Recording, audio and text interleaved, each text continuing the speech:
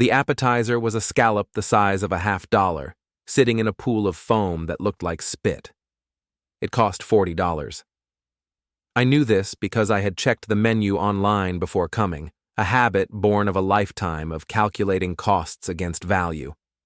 I had once calculated costs with a pencil stub and the back of a blueprint, counting hours of labor, estimating waste, figuring margins that left just enough room to breathe.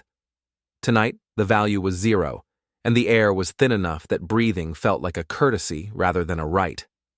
The scallop sat there, pale and lonely, the foam slowly collapsing in on itself. I could smell it, briny, overworked, dressed up to pretend it was something else. The plate was wider than my hands. The tablecloth was ironed so flat it looked laminated. Everything about the place screamed control. Glass, steel, light, designed to impress people who needed to be impressed. 50 floors up, the city stretched below us, a grid of obedient lights. From this height, you couldn't hear sirens. You couldn't hear anything human at all. "Dad's checking the structural integrity of the scallop," Garrett said.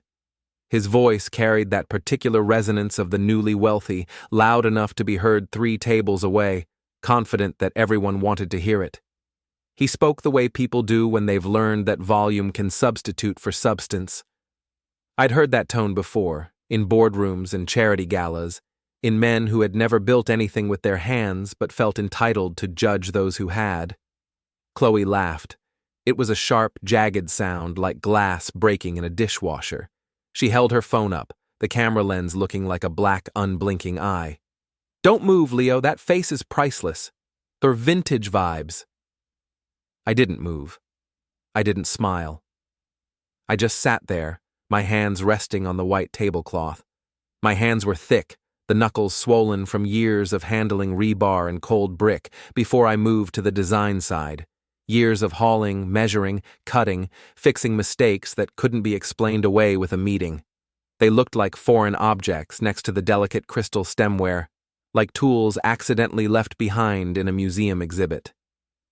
I remembered when Garrett's hands had fit inside mine, when his fingers had wrapped around my thumb like it was a lifeline, when Chloe, then just a girl he'd met in college, had shaken my hand too firmly, as if trying to prove something before she even knew what the test was. "He's not checking the scallop," Chloe said, tapping a long, manicured fingernail against her wine glass. The sound rang out, thin and insistent. "He's wondering if the table can hold the weight of his expectations." Garrett snorted. He leaned back in his chair, the fabric of his $3,000 suit stretching tight across his chest.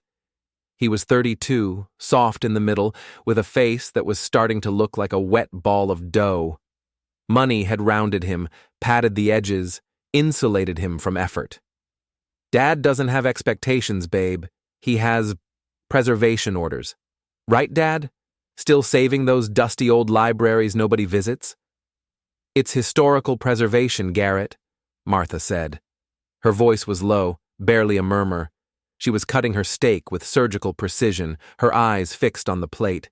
Each slice was identical, careful, controlled. Martha had always been like that, efficient, restrained, convinced that keeping the peace was a form of love. "It's about maintaining the foundation." "Foundation," Garrett mocked, rolling the word around his mouth like a bad taste. "Dad moves old bricks. I move millions. That's the difference. I'm building the skyline. He's just dusting off the past." The table erupted again. The other couple dining with us, some junior partners from Garrett's firm, joined in, their laughter nervous but eager. They were young, polished, hungry. They were looking at me, then at Garrett, measuring the power dynamic the way animals do without realizing it. They saw the expensive suit, the Rolex on Garrett's wrist, the way he commanded the waiter with a glance. Then they saw me, Leo Blackwell, 58, wearing a suit I bought off the rack 5 years ago, silent, staring at a scallop. One of them, the man, laughed a second too late, as if waiting for permission. The woman smiled with her mouth, but not her eyes. I recognized that look. It was the look of someone filing information away for later use. I looked around the rooftop restaurant. It was a glass box floating 50 stories above the city. From here, the city looked like a circuit board, a grid of lights and energy. Clean, abstract. From here, you couldn't see the cracks in the sidewalks or the sagging lintels above doorways that had held for a century because someone had done the math right the first time. I knew the load-bearing capacity of this floor. I knew the wind shear ratings for the glass panels. I knew the expansion coefficients of the steel beams that held us up, how they flexed just enough in the heat of the day and tightened again when the temperature dropped. I knew that if you removed 3 specific bolts from the main truss in the sub-basement, this entire arrogant display of wealth would tilt 5 degrees south and crack like an egg. I also knew no one here had any idea where the sub-basement even was. "You're quiet, Leo," Chloe said, the camera still pointed at me. "Cat got your tongue? Or just old age?" "He's just doing the math," Garrett said, signaling for another bottle of wine. "Calculating how much of my inheritance he can spend on fixing up that falling down brownstone of his." That was the crack, the hairline fracture. I felt it more than heard it, like the first sound a beam makes when it's finally had enough. I looked at my son. I saw the toddler I had carried on my shoulders through construction sites on Sundays, his small hands gripping my hard hat like it was a crown. I saw the boy I had taught to ride a bike, running behind him with one hand on the seat, one hand ready to catch him when he wobbled. I saw the teenager who had sulked through dinners and rolled his eyes at my lectures about responsibility. "I'm not calculating inheritance, Garrett," I said. My voice was rusty, unused for the last hour. It scraped its way out of my chest like something pulled from storage. "Oh?" Garrett smirked. "What are you thinking about then?" "I'm remembering," I said. "Remembering what?" Who was laughing? The table went quiet for a second, the silence heavy and awkward. It hung there, unsupported, like a beam waiting for a column. I could hear the city again then, faint and far away, seeping through the glass. Then Garrett broke it with a loud braying guffaw. "God, he's so dramatic. Listen to him." "I'm remembering." "Terrifying, Dad." "Really?" He raised his glass. The wine caught the light, dark and thick. "To the old man, may he eventually join us in the 21st century." They clinked glasses. The sound was sharp, final. I picked up my water. The ice cubes chimed against the glass, a softer sound, almost polite. I didn't drink. I watched the water settle. I watched the distortion of their faces through the liquid, how the angles bent and stretched, how easy it was to make something familiar look wrong. I thought of other dinners, of cheap booths and laminated menus, of teaching Garrett how to tip properly, how to say thank you to people who handled his food, of Martha's hand on my knee under the table when money was tight and hope was tighter, her silent promise that we'd figure it out. I didn't leave. I didn't flip the table. I sat there for another hour, listening to them dissect my life, my career, and my relevance. They spoke about projects I'd never see, about markets and leverage and optics. Garrett told a story about closing a deal that hinged on a golf outing and a joke he barely understood. Chloe showed them pictures from a trip they'd taken, landscapes reduced to backdrops for her face. I answered when spoken to. I nodded when appropriate.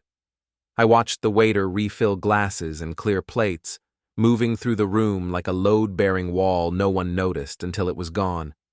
When the bill came, I took it. I snatched it before Garrett could perform his fake reach for the wallet, the practiced gesture of generosity that cost him nothing. I paid without comment. I signed the receipt with a steady hand. As we walked to the elevator, Martha took my arm. Her grip was tight, her fingers digging into my bicep. She didn't look at me, but I could feel the tension radiating off her like heat from a radiator. She was afraid, not of me, but of what this night meant, of what couldn't be smoothed over anymore. "Good dinner, Dad," Garrett said, slapping my back hard enough to sting. "We should do this again." Maybe somewhere cheaper next time? On your budget? Maybe, I said. The elevator doors closed, sealing us in. The space was mirrored, multiplying us into infinite versions. Garrett adjusted his tie. Chloe checked her phone. Martha stared at the floor. I watched the numbers count down. 50, 49, 48. Each floor passed with a soft chime, a reminder of distance traveled without effort. I thought about foundations again, about how much weight they could take before something gave. It's a long way down. Before we go any further, hit the hype button, take a second to subscribe, and like the video. It really helps the channel grow. And tell us in the comments, what would you do in this situation? The drive home was silent. The city lights blurred past the window of our 10-year-old sedan, smeared into long ribbons by the drizzle that had started somewhere around the river. Martha drove. She was a better driver than me when I was angry. She understood the small adjustments, the gentle pressure on the brake, the patience at yellow lights. I watched her hands on the wheel, steady and precise. I wasn't angry, exactly. Anger burned hot and burned out. This was different. I was cold. I felt like a block of concrete setting in winter, the kind that looked solid on the surface while chemical processes locked in place beneath. We passed neighborhoods I had worked in decades earlier. I recognized cornices, fire escapes, the subtle sag of buildings that had been settling since before Garrett was born. I remembered which ones had good bones and which ones were lying to themselves. The city spoke to me in angles and stress lines, in the language of gravity. Tonight, it was quiet, letting me listen. Martha pulled onto our street and parked beneath the old sycamore that had outlived 3 mayors and a subway reroute. We lived in a brownstone in the historic district. Garrett called it a money pit. I called it a masterpiece of 19th century engineering. Brick laid by men who knew how to listen to stone. Mortar mixed by hand, flexible enough to breathe. I had restored it myself, brick by brick, stripping away layers of bad paint and cheap renovations to reveal the solid bones underneath. Every joist, every beam, I could trace like a scar on my own body. We walked into the hallway. The smell of linseed oil and old paper greeted us, layered with the faint scent of coffee grounds from the morning. It was the smell of home. It was the smell of time invested carefully. Martha walked straight to the kitchen. She didn't turn on the overhead lights, just the small lamp on the counter that cast a soft amber glow over the butcher block. She put her purse down and turned to face me. Her face, usually soft, was now carved from granite. It wasn't rage the way Garrett understood rage. It was resolve. He signed it, she said. I frowned, hanging my coat on the rack, aligning it without thinking. Old habits. Signed what? The bill? The loan guarantee, she said. She reached into her purse and pulled out a folded piece of paper. It looked unassuming, innocent, the way all disasters begin. I went to the bank today, Leo. I had a feeling. Call it a mother's intuition, or maybe just the fact that he's been dodging my calls for a month. I took the paper. It was a photocopy of a loan agreement. A massive loan, the kind with too many zeros to feel real. Secured against the trust fund we had set up for the grandchildren we didn't have yet. The trust fund that held 30 years of my savings and Martha's retirement packages. Money earned slowly, carefully, the way buildings are raised. At the bottom of the page, next to the guarantor line, was a signature. Leo Blackwell. It was a good forgery. The loop of the L was slightly too wide, the B a little too sharp. He'd practiced. To a bank clerk who didn't know better, it passed. To me, it screamed. He forged my name, I said. It wasn't a question. It was a diagnosis. He leveraged the entire fund, Martha said, her voice trembling with a rage I rarely saw. For the acquisition, for that monstrosity he's building downtown, the Legacy Tower. The name sat wrong in my mouth even before I said it. Legacy. As if you could pour concrete over ethics and call it inheritance. I stared at the signature. It wasn't just theft. It was a violation of identity. He hadn't just taken the money, he had used me to do it. He had made me an accomplice in his own greed, wearing my name like a borrowed suit. "And Chloe?" I asked. "She knows," Martha said. "I checked her accounts too. Legal privilege of being the executor on the old joint account she forgot to close. She's been transferring consulting fees from Garrett's shell company to her personal account for 6 months. They're draining the company, Leo. They're using the loan to pay for their lifestyle, not the building." I put the paper down on the counter. I smoothed out the crease with my thumb, the way I used to smooth blueprints before presenting them. Once something is creased, it never truly lies flat again. "They think we're stupid," I said. "They think we're old furniture. Dusty. Obsolete." "They're wrong," Martha said. She looked at me, her eyes steel gray and terrifyingly calm. This was the woman who had balanced budgets while I worked nights, who had raised a child while I chased deadlines and load calculations. She had always been the quiet counterweight to my mass. "What are you going to do, Leo?" I looked around the kitchen. I had built these cabinets. I had leveled this floor when the house still leaned to the east. I understood how things were put together, and more importantly, I understood how they fell apart. Failure was never sudden. It was cumulative. "I'm not going to sue him," I said. "A lawsuit takes years. He'd drag it out, charm the judge, hide the assets. No." "Then what?" "I'm an engineer, Martha. When a building has a structural flaw, you don't paint over it. You don't argue with it. You expose it. You put pressure on the weak point until the whole thing comes down." I walked to the basement door. The steps creaked the way I liked them to, honest, predictable. "I'm going to the study." "Do you need anything?" she asked. "Coffee," I said. "Black, and the file on the zoning codes for the downtown district, the one from 1998. Martha nodded. A small, grim smile touched her lips. "I'll find it." I went down the stairs. The temperature dropped a few degrees, the way it always did. My study was a bunker, soundproofed, lined with shelves of blueprints, technical manuals, soil reports, and binders labeled in my handwriting. The walls held the quiet weight of knowledge. I sat at my desk and turned on my computer. It hummed to life, a powerful machine custom-built for running structural simulations, for telling the truth when people didn't want to hear it. I pulled up the public records for the Legacy Tower. Garrett's pride and joy. 50 stories of glass and steel, currently under construction on the site of an old textile factory. I remembered that factory. I'd inspected it once, years ago. Heavy machinery, deep foundations, soil compacted by a century of vibration. I started downloading the schematics.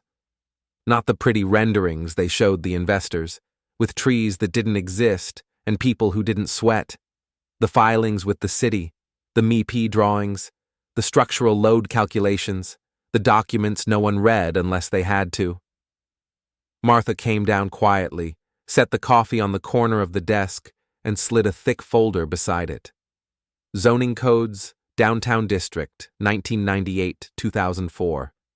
She didn't say anything. She didn't have to. We had built this life together on unspoken understandings. I put on my reading glasses. The frames were scratched. I hadn't bothered replacing them. I wasn't Dad anymore. I wasn't the old man with the dusty job and the outdated values. I was the inspector, and I was about to find a violation. The first pass was routine. Setbacks, floor area ratios, parking minimums. They had the best lawyers. Everything looked compliant on the surface. That was expected. I dug deeper, cross-referenced soil reports with foundation choices, noted discrepancies between the original site assessment and the revised plans submitted 6 months later. I sipped the coffee. Bitter. Honest. There it was, a decision buried in an addendum. They had opted for a modified pile foundation instead of the originally recommended caisson system. Cheaper, faster, perfectly acceptable if the soil conditions were uniform, which they weren't. The old textile factory had left behind more than memories. It had left voids, pockets where heavy equipment had sat, where the earth had been compressed unevenly. The original report had flagged it. The revised one downplayed it.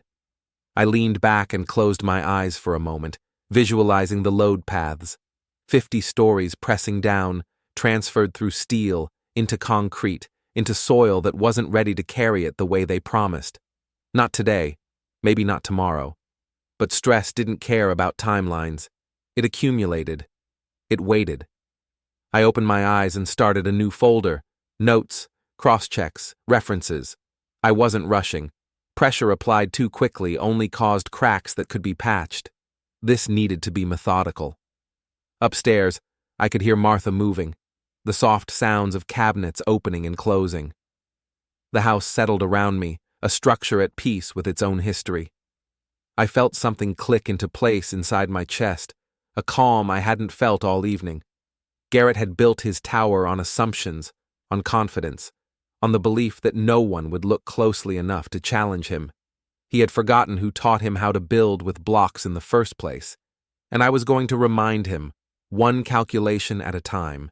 It took me 3 nights to find it, 3 nights of quiet obsession, the kind that settles into your bones and refuses to leave. I slept 4 hours a day, sometimes less.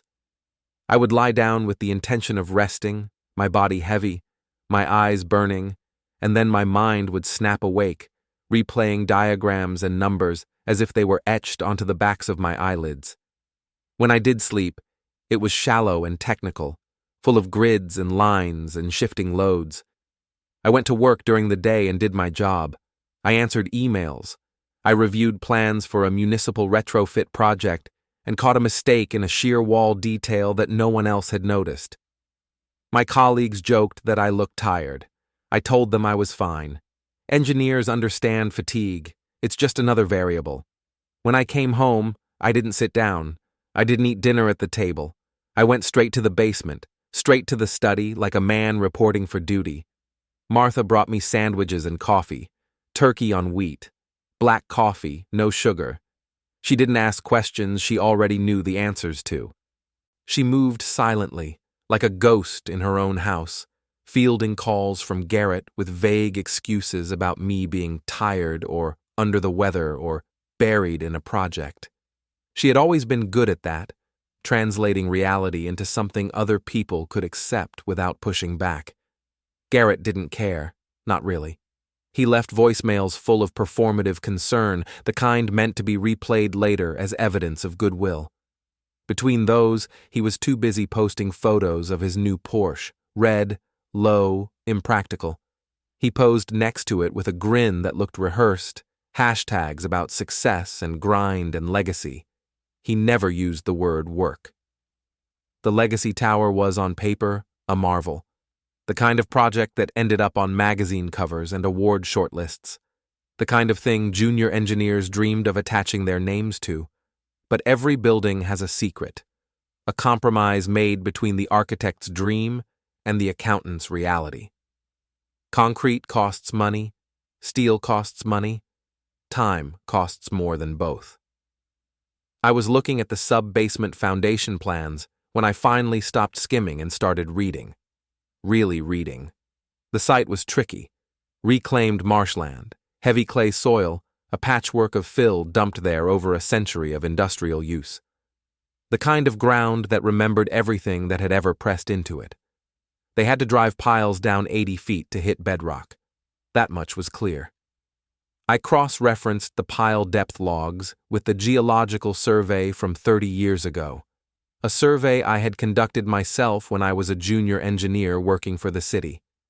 I remembered that job. I had been fresh out of graduate school, eager, meticulous. I had spent weeks drilling core samples, logging moisture content, mapping subsurface flows. I had stood in the mud with a clipboard while older men told me I was wasting my time. The survey showed a subterranean aquifer running diagonally across the northeast corner of the lot. Not a clean river, not something romantic. A slow, relentless movement of mud and silt that shifted with the seasons, swelling in spring, retreating in late summer. It was documented, flagged, highlighted in red ink on the original report. Garrett's plans showed the piles in that sector going down 60 feet.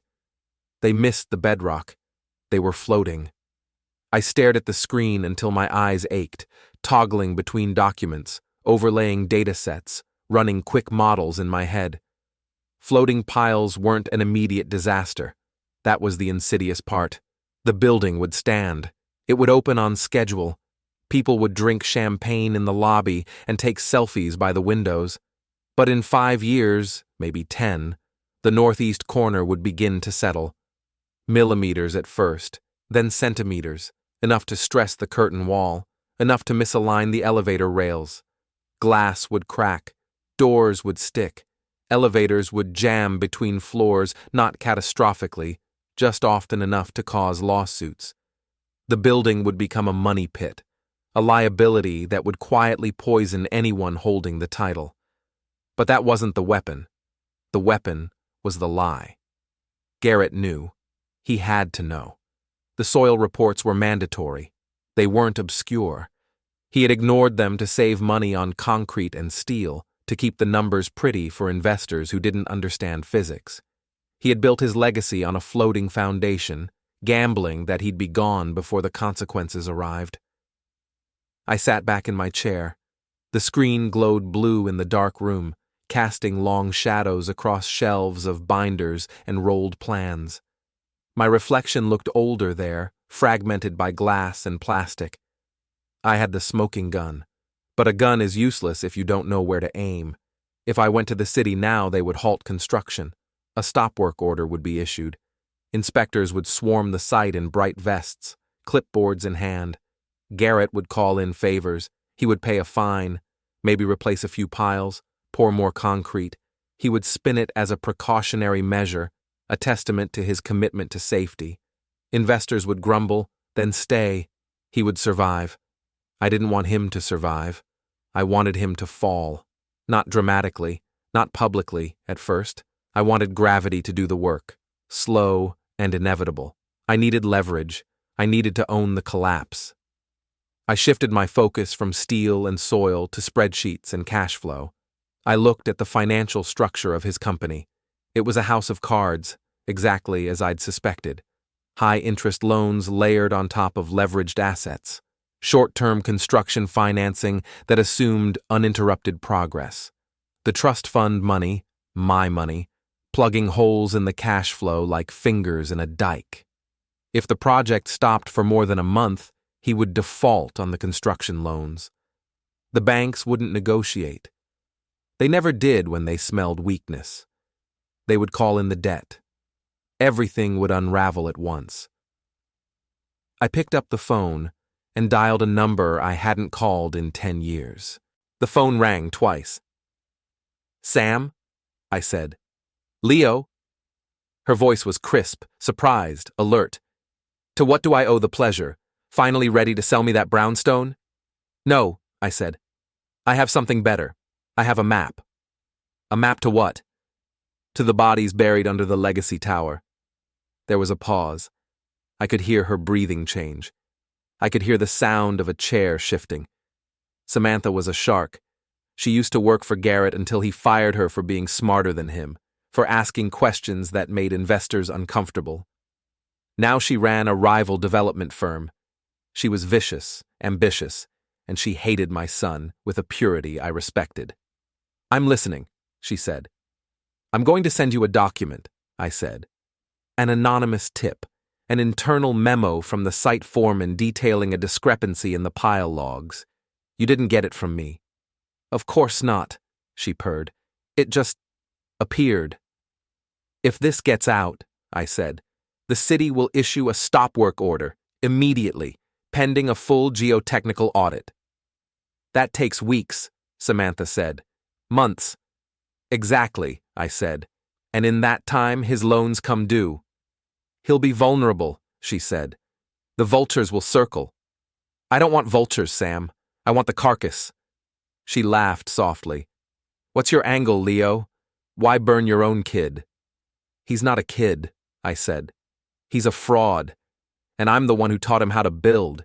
It's my responsibility to condemn the structure. Another pause. Then, fair enough. Send it. I hung up and attached the files. I stripped the metadata, renamed the documents. I wrote the memo in the clipped, careless tone of a man who thought he was being ignored. I hit send. The email vanished into the ether, carried by systems Garrett trusted implicitly.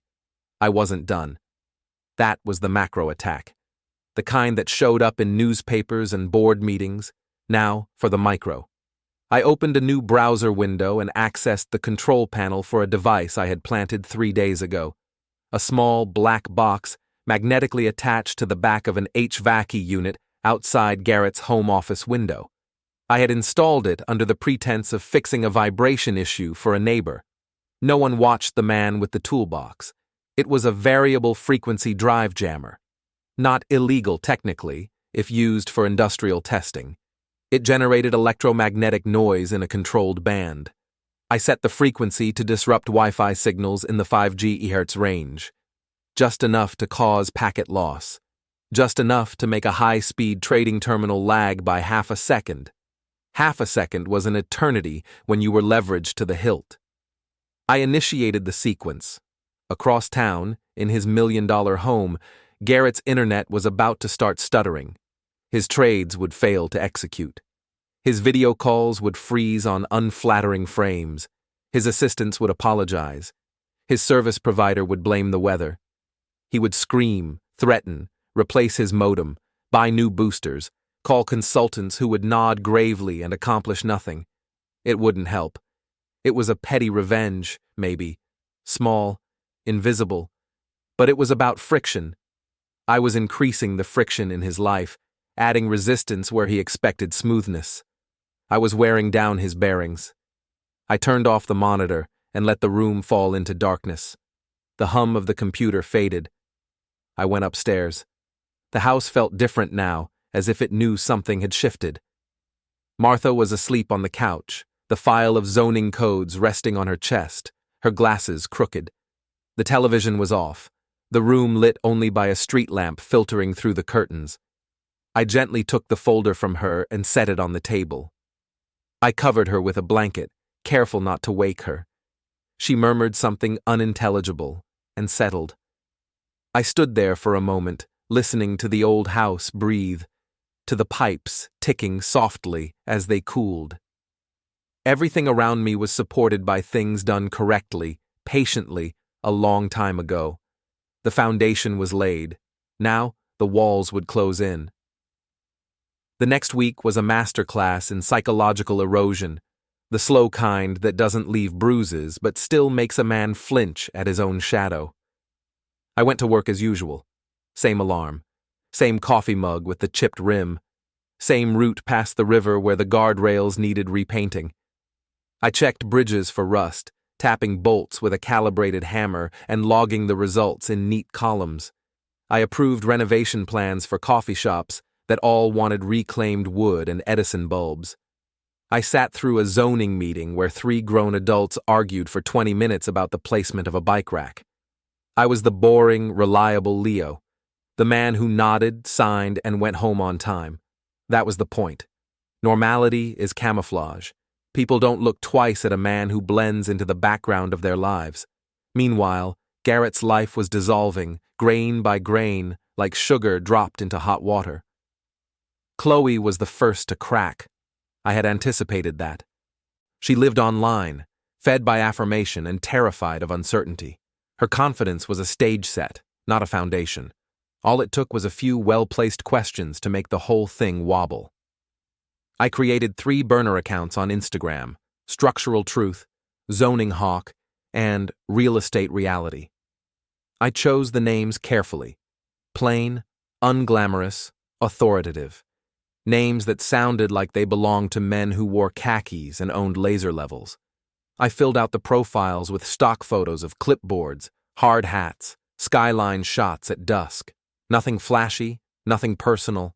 Accounts that looked like they existed to talk about nothing except concrete, setbacks, and load ratings. Every time Chloe posted a photo of the new penthouse they were pre-selling, I commented. Not insults, not threats, just cold, hard, technical questions that carried the faint scent of official paperwork. Chloe style, loving the view from the 40th floor.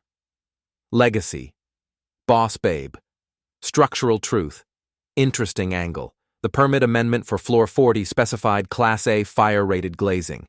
That reflection pattern looks more like Class B. Has the variance been finalized yet? Out zoning hawk. Pretty sure that balcony projection exceeds the approved setback by a few feet. Hope final inspection doesn't involve a measuring tape. I timed the comments to appear an hour after she posted, when engagement was peaking. Enough people saw them to start asking their own questions. Nothing spreads faster than doubt dressed up as concern. They were lies, mostly, or half-truths stretched just far enough to snap if pulled too hard. But they sounded right. They used the correct jargon. They referenced things most people had never heard of but instinctively trusted, and they did exactly what I needed them to do. Her followers panicked. Not all of them, but enough. Potential buyers began leaving cautious comments. Investors started sending private messages to Garrett, asking for clarification, for documentation, for reassurance. The tone shifted from excitement to unease in less than 48 hours. Chloe tried to ignore it at first. She posted more photos, brighter smiles, longer captions about the grind and trusting the process. But the comments followed her like a rash. Questions stacked on top of questions. Screenshots circulated. Someone reposted one of my comments with a red circle around it and the caption, "Is this true?" By Wednesday night, she cracked. She posted a tearful video ranting about haters and stalkers. She filmed it in their kitchen, the expensive one with the marble island and the pendant lights.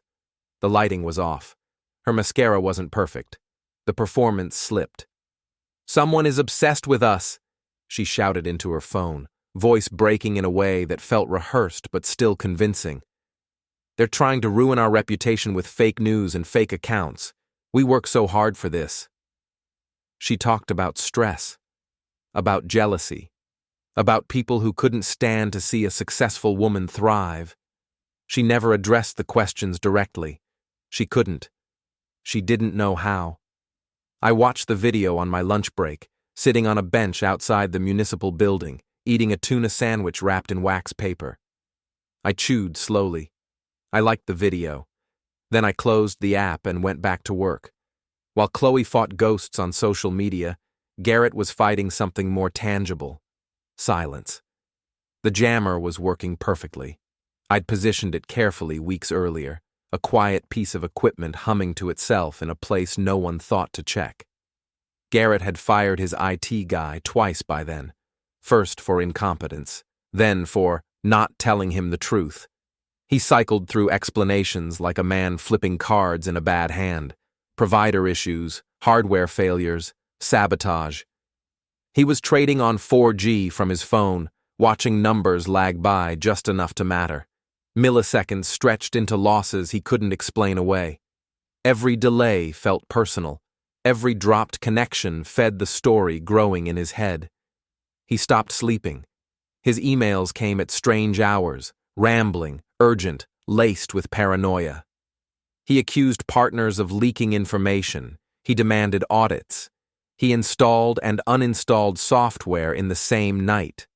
He was convinced someone was inside his systems, watching him, waiting for him to slip. He wasn't wrong. On Thursday, I decided to escalate. Online pressure was effective, but I needed something concrete, something irreversible. I needed physical access to his office at the construction site. There was a hard copy of the original, unaltered pile log stored there. A document that hadn't been digitized because Garrett liked to keep sensitive stuff off the network. It was the last clean record of what they'd actually driven into the ground. If he could produce it at the right moment, he might still wriggle out of the trap I was setting. I needed it gone. I knew the site. I'd walked it a dozen times during early planning, when Garrett still wanted my input. I knew the rhythms, the blind spots, the habits. I knew the security codes because Garrett used his birthday for everything. 051291, the same code on his phone, his garage, his laptop. He called it easy to remember. I called it an invitation. I parked my truck 3 blocks away. It was raining, steady and gray, the kind that soaks without announcing itself. Good. Rain makes people hunch their shoulders. It keeps eyes on the ground. I wore my old hard hat, scuffed and faded, a reflective vest that smelled faintly of oil, and carried a clipboard with a stack of meaningless forms clipped to it. The universal camouflage of the working man. The site was quiet at night, stripped down to its bones. Generators hummed in the distance. Security lights swept back and forth like tired sentries. The guard in the booth was watching a movie on his phone, earbuds in, laughing silently at something I couldn't hear. He barely glanced up as I approached. I swiped a cloned keycard I'd made from a scan of Garrett's spare, the one he'd left on the hall table months ago and forgotten about. The reader beeped. Green light. Routine. I walked into the skeleton of the tower. It smelled of wet concrete, metal, and ozone. Wind howled through the open steel girders, turning the building into a crude instrument. Every step echoed. Every sound felt amplified. I took the service stairs 2 at a time, boots clanging softly, heart steady. I wasn't rushed. Panic makes noise. Confidence looks like belonging. The trailer complex sat on the 3rd level, a cluster of temporary offices bolted together like an afterthought. Garrett's was at the end, larger than the rest, with frosted glass and a cheap electronic lock. I keyed in the code. The lock buzzed. Inside, chaos, papers everywhere, half-empty coffee cups ringed with dried brown stains. A bottle of scotch lay on its side on the desk, the cap loose, the smell sharp and sweet. It smelled like stress and neglect, like a man unraveling. I went straight to the filing cabinet. It was locked, but barely. A cheap wafer lock, the kind you buy by the dozen. I opened it with a paperclip in 10 seconds, hands steady, breath slow. Invoices, permits, correspondence. A folder labeled Consulting City Hall. Amateur. I shook my head once, more disappointed than surprised. Then I found it. Geotechnical Survey. Original. The paper was thicker than standard printer stock, slightly yellowed at the edges. It felt heavier than it should have, weighted by consequences. I slid it out, flipped through it once to confirm, then replaced it with a stack of blank paper I'd brought with me, matched for weight and size. The folder wouldn't feel light. No immediate alarm. I slipped the document under my vest, flat against my chest. That's when I heard voices outside. Heavy boots on the metal stairs, the sound carrying through the thin walls. Don't care what time it is, I want those beams checked. Garrett. He was here. At 2 a.m, my mind ran options in a calm, detached way. No back exit. One window, looking out over a 30-foot drop into a rebar pit slick with rainwater. Not an option. The footsteps stopped at the door. The handle turned. I moved without thinking. There was a false ceiling panel above the copier, meant for access to the HVAC unit. I scrambled up onto the copier, plastic creaking under my weight, shoved the tile aside, and hauled myself into the plenum space just as the door swung open. I lay flat in the dark, chest pressed to insulation, breathing through my mouth. Fiberglass dust coated my throat, itching, making every swallow a negotiation.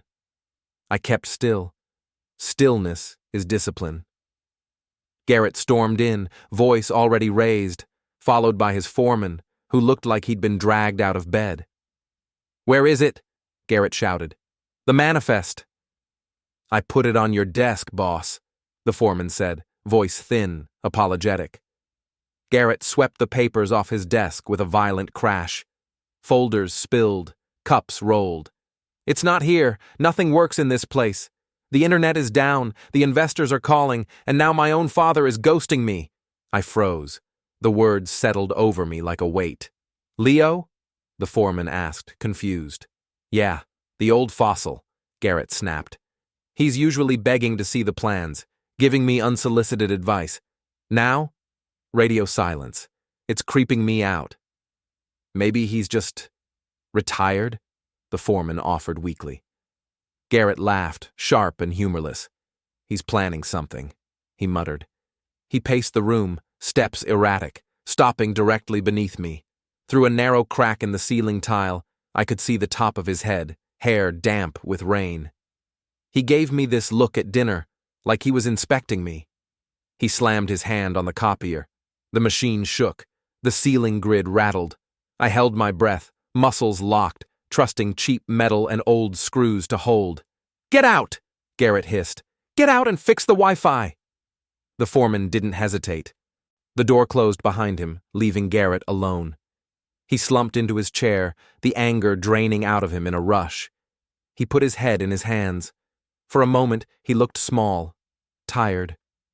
Almost like the boy who used to bring home half-finished model bridges and ask me what I thought. "What are you doing, Dad?" he whispered, voice barely audible. I lay there, hidden in the dark, clutching the evidence of his fraud against my chest. My heart beat slow and even. This wasn't anger.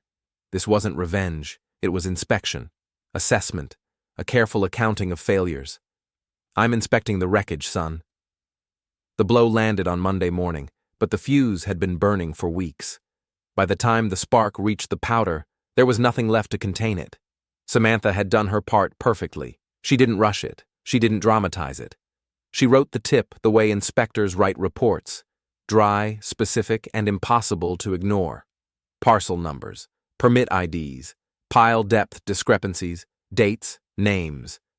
She sent it out at 8:12 a.m., timed so it would hit inboxes just as city offices came fully online. The Department of Buildings, the mayor's office, the assignment desk at Channel 7. 3 doors knocked on at once, each loud enough to wake the others.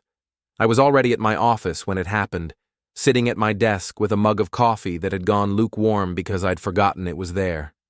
The live feed from the Legacy Tower site was open on a second monitor, muted, the way I'd been watching it for days. A habit, like checking the weather even when you're not going outside. At exactly 9 a.m., the gate slid open. First came the vehicles, white SUVs and sedans with city plates, moving in a tight, purposeful line. No hesitation, no confusion. They parked at angles that blocked access rather than convenience. Doors opened. Men and women stepped out in identical windbreakers, the words "Dobb Inspector" stamped across their backs in block letters that carried authority without raising their voices. Behind them, a half-beat later, came the news vans, antennas rising, camera operators already shouldering rigs, already framing shots. Someone had tipped them off just enough to make sure they didn't miss the moment when the story became real.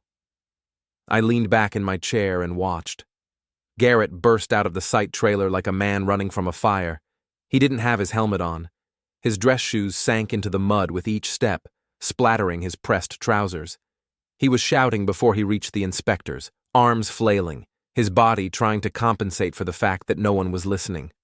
One of the inspectors, a short man with gray hair and a clipboard tucked under his arm, didn't even look up at first. He waited until Garrett was directly in front of him, waited until the yelling peaked, then calmly pulled a single sheet of paper from the folder and held it out. The red notice. Even through a grainy live feed, I could see the moment Garrett understood what it meant. His shoulders collapsed inward, like a structure losing a load-bearing wall. He took the paper, read the first line, and then his knees buckled. He didn't fall dramatically. He just sank, the way people do when their body stops cooperating with their ego. The camera operator caught it perfectly. A slow zoom, a tight frame. The mud, the inspectors, Garrett on his knees clutching the notice like it might dissolve if he held it too tightly. The chyron slid onto the bottom of the screen in bold white letters. Legacy Tower halted. Structural integrity concerns cited. I took a sip of my coffee. It tasted excellent. rich, clean, like something earned. The broadcast cut between angles, inspectors taping off sections of the site, workers standing in small knots, phones out, whispering, a reporter talking animatedly into a microphone, gesturing toward the skeletal frame of the building behind her, as if it were a prop rather than a problem. Then the story jumped platforms. Chloe had been live-streaming a site tour when the inspectors arrived, phone held high, smile practiced, voice pitched for engagement. She was halfway through a sentence about exciting progress when the first city vehicle rolled into frame behind her. She laughed it off at first, made a joke about surprise visits. But when she saw the badges, the windbreakers, the way the inspectors fanned out without acknowledging her, the smile froze. She tried to cut the feed. Her finger hovered, missed, fumbled. 50,000 people saw it happen in real time. Saw the police escort workers toward the exit. Saw the caution tape go up. Saw Chloe's face shift from confusion to panic before the screen finally went dark. The comments section detonated. Scam! I knew it. The zoning was fake. Pulling my money now. The words stacked faster than anyone could read them, a digital avalanche. By the time Chloe came back online with a tearful explanation about misunderstandings and temporary setbacks, the narrative was already gone. You don't get to explain gravity after someone watches a building lean. My phone buzzed on the desk. Martha's name lit up the screen. "It's on the news," she said when I answered. Her voice was steady, but I could hear the tension underneath. "I see it." "He's calling the house," she said. "Over and over. He sounds frantic." "Let it ring." A pause. Then, "He says he's coming over, that it's an emergency family meeting." "Good," I said. "Put the kettle on. I'm coming home." I shut down my computer, grabbed my coat, and left early. I didn't rush. I drove the speed limit, stopped at every light, let pedestrians cross even when they waved me through. I pulled into a corner store and bought a newspaper I didn't need, folded it under my arm like a prop from another era. When I turned onto our street, I saw the Porsche before I saw the house. It was parked on the lawn, not in the driveway. On the grass, tires dug deep, two dark ruts carved straight through Martha's hydrangeas like scars. The engine was still ticking as it cooled, an impatient sound in an otherwise quiet afternoon. I parked my car properly, walked up the path, and let myself in. Garrett was pacing the living room, moving back and forth in sharp, frantic lines like a caged animal. Chloe was curled into one corner of the sofa, face buried in a cushion, her shoulders shaking. Martha sat in her armchair by the window, reading a book, her glasses perched low on her nose. "Where were you?" Garrett exploded when he saw me. His face was flushed, veins standing out in his neck. "I've been calling you for 3 hours." "I was working," I said, hanging my coat on the hook. "Some of us still do that." "They shut me down," he shouted. "The city, they have some bogus report about the piles. They say I forged the logs." "Did you?" I asked. Even Chloe's sobbing hitched. Garrett stared at me, blinking as if he hadn't heard correctly. "What? Did you forge the logs, Garrett?" I asked again. "Did you float the foundation?" I optimized the engineering," he sputtered. "It's standard industry practice. We were going to inject grout later." "That's a lie," I said, "and we both know it." Chloe sat up, mascara streaking her cheeks in uneven lines. "You have to help us, Leo. You know people at the city. You worked there for 20 years. Call them. Fix this." "Fix it?" I said, looking at her. "Like you fixed your followers?" "This isn't a joke," she shrieked. "We're going to lose everything. The loans. The bank is calling in the debt clause. If we don't restart in 48 hours, they foreclose." "Yes," I said. "That is how a secured loan works, especially one secured by fraud." Garrett froze. He turned slowly toward Martha, then back to me. "What did you say?" Martha closed her book with deliberate care and set it on the side table. "We know about the trust fund, Garrett," she said. "We know about the signature." The color drained from his face. His mouth opened, closed. "Mom, it was temporary. I was going to pay it back with the first penthouse sale." "With interest?" Martha asked. "Or with more jokes about our dusty old money?" "I didn't mean it," he pleaded, the edge gone from his voice. He looked smaller now, like someone who'd finally run out of places to stand tall. "I was just blowing off steam. Dad, please, you're an engineer. You can sign off on an independent safety audit.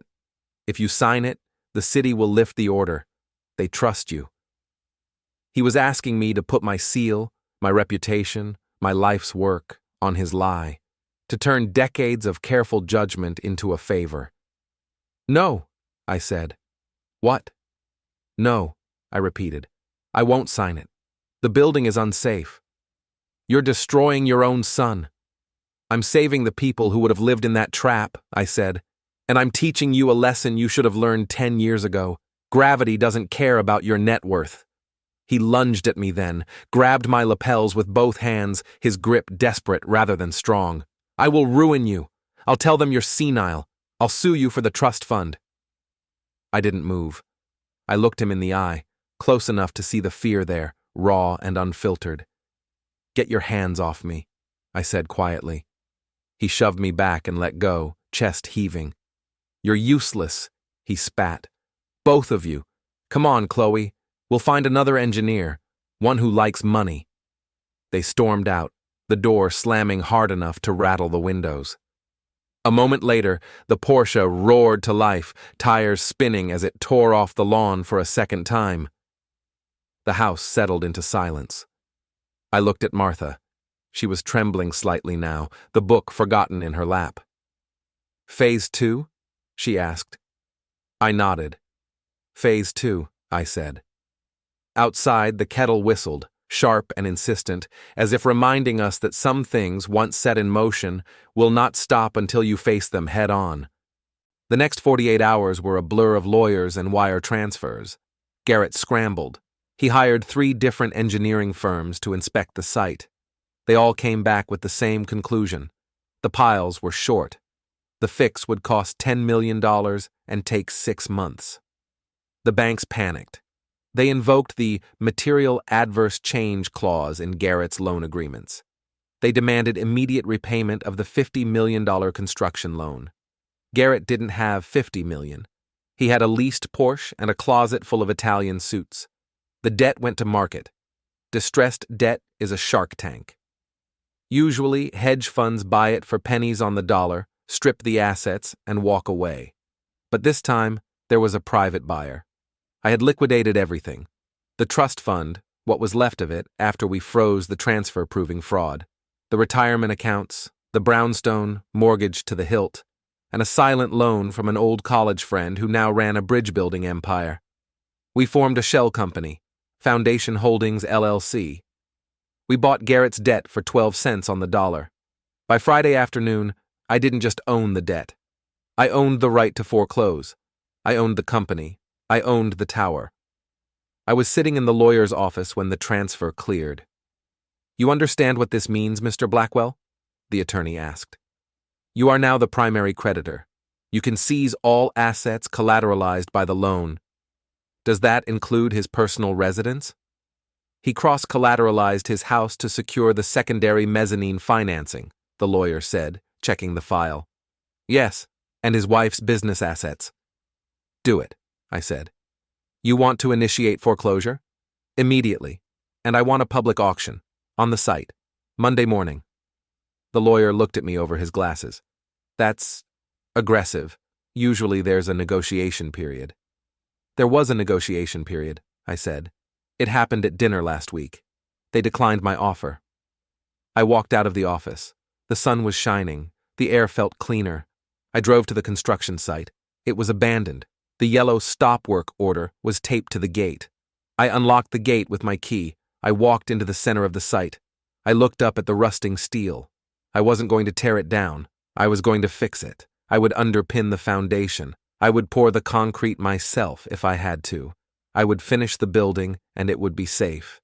It would be solid. But first, I had to clear the rubble. My phone rang. It was Garrett. "Dad?" His voice was cracked, broken. "Dad, something insane is happening. The bank sold the debt. Some shell company bought it. They're foreclosing. They're taking the house. They're taking everything." "I know," I said. "You know? How do you know?"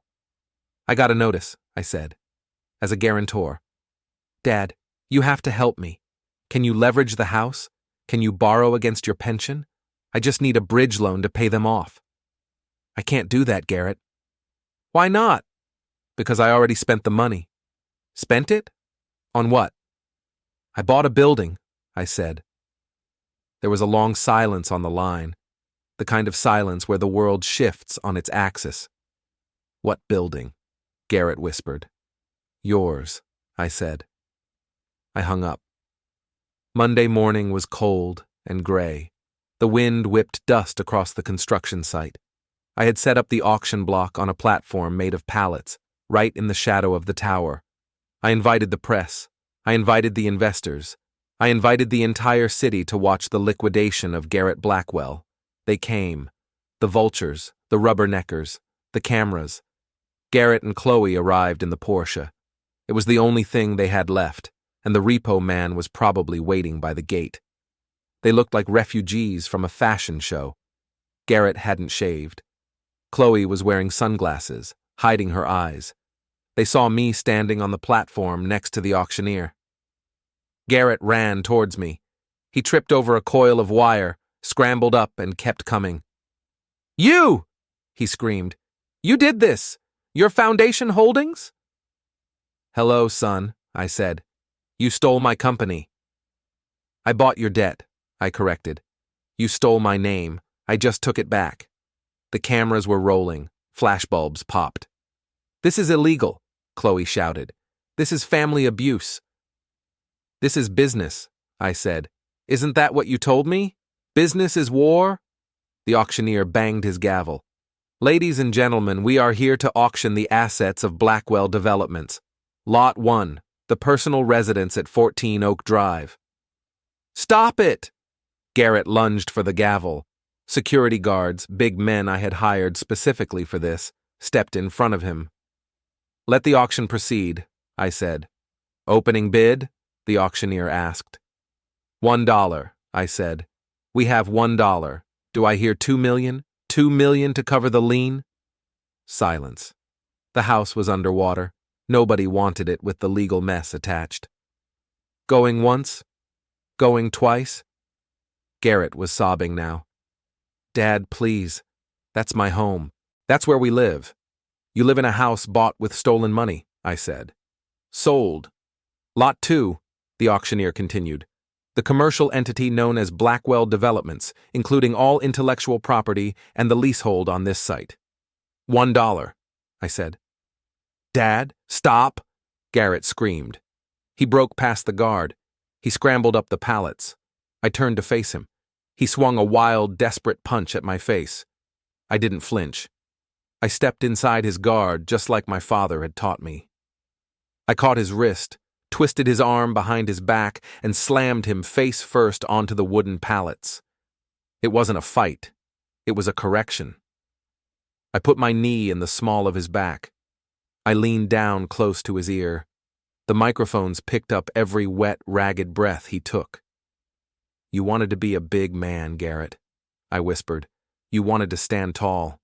But you forgot the first rule of engineering. If the base is weak, the higher you build, the harder you fall." "I hate you," he choked out into the wood. "I know," I said. "But you'll respect me." I stood up. I brushed the dust off my trousers. "Sold," the auctioneer said. I owned it all. Chloe was watching from the ground. Her mouth was open. She saw her husband broken, humiliated, pinned to the dirt by the father he had mocked. She saw the end of the money. She saw the end of the influence. She saw a future of mediocrity. She panicked. She turned and ran, not to help Garrett, to the car. "My bags!" she screamed. "My jewelry is in the car." She jumped into the Porsche. She fired the engine. The engine roared, a sound of pure, expensive aggression. "Stop her!" someone yelled. She floored it. The tires spun in the mud, spraying dirt over the investors. The car fishtailed, found traction on the gravel, and shot toward the exit. I didn't run. I watched. She was going too fast. The exit onto the main road was a sharp, blind turn. I had designed that temporary construction exit. I knew the turning radius. The Porsche didn't have it. She hit the turn at 60. She saw the concrete Jersey barrier too late. She slammed on the brakes, but physics is a cruel mistress. Screech! Crunch! The sound was sickening. Metal folding like origami, plastic shattering. The front of the Porsche crumpled into the concrete, the airbags deployed with a cloud of white dust. Silence fell over the site. Garrett, still on his knees, looked up. "Chloe?" I walked toward the wreck, slowly. Smoke was rising from the hood. The radiator was hissing. I reached the door and wrenched it open. Chloe fell out. She was coughing, covered in white powder from the airbag, mascara smeared across her face like war paint. She wasn't hurt, not really, just bruised and shocked. She looked at the car. It was totaled. "My lease," she whimpered. "The insurance." "You let the insurance lapse last month," I said. "I saw the notice in the mail." She looked up at me with terror in her eyes. "Leo, what are we going to do?" I looked at the wreckage of their vanity. The car, the building, the lies. It was all a pile of scrap now. Garrett limped over. He stood next to her, holding his arm. They looked like two children who had broken a vase and were waiting for the punishment. The crowd watched. The cameras zoomed in. This was the climax. This was the moment. I reached into my pocket. I pulled out a set of keys. They weren't the keys to the Porsche. They weren't the keys to the tower. They were two simple brass keys on a plain wire ring. I held them up. They caught the weak sunlight. "You have nowhere to go," I said. "The bank has locked the house. The credit cards are canceled. The car is scrap." Garrett stared at the keys. "What are those?" "Keys to a condo," I said, "on 4th Street, near the rail yard." Garrett recoiled. "The rail yard? That's a slum, Dad." "It's affordable," I said. "It's a 1-bedroom. It has a kitchenette, and the foundation is solid." I checked. I tossed the keys. They hit the dirt at Garrett's feet with a small metallic clink. "It's in my name," I said. "You can live there rent-free for 6 months. After that, you pay market rate. You get jobs, real jobs. You learn how to build a life that isn't made of air." "You can't do this," Chloe sobbed. "We're your family." "That's why I'm doing it," I said. I turned away from them. I looked at the tower. My tower now. I had work to do. I had to call the concrete trucks. I had to schedule the underpinning. I had a legacy to rebuild, the right way. "Dad!" Garrett cried out. "Don't walk away! Dad!" I kept walking. I walked past the stunned reporters. I walked past the gaping investors. I reached the perimeter fence. The sign was still there. The one that said, "Stop work order, violation." It was hanging by one nail, flapping in the wind. I stopped. I looked at it. It was the symbol of their failure, the symbol of the insult. I gathered my strength. I planted my left foot, and with all the force of 58 years of hard work, of silence, of being the underdog, I kicked. My boot connected with the metal. Clang. The sign flew off the post. It spun through the air, flashing yellow and red, and landed face down in the mud. I didn't look back to see if they picked up the keys. It didn't matter. I adjusted my tie. I looked at the foreman waiting by the gate. "Open it up," I said. "We have concrete to pour."